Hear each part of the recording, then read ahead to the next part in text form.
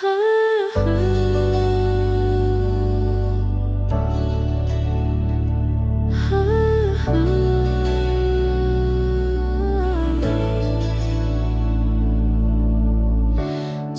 gitna ng ingay at pagod ng araw, may munting lugar na tahimik ang alon.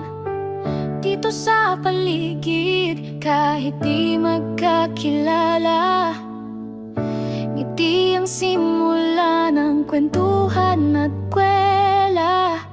Ang mesa'y hindi lang para sa pagkain, ito'y tahanan ng tawanan at damdamin. Sa bawat kagat, may halakhak na dumarating. Sa bawat langhap,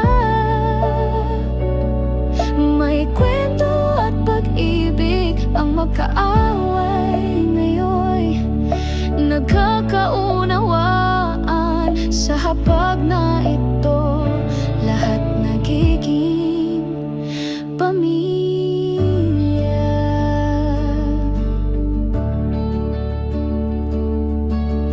Mga bata'y naglalaro sa tabi ng mesa.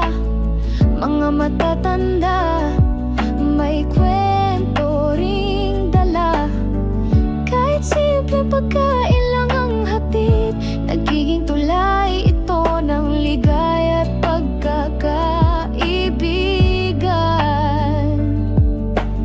Dito sa lugar na puno ng saya, walang iniwan ng luhang kasama.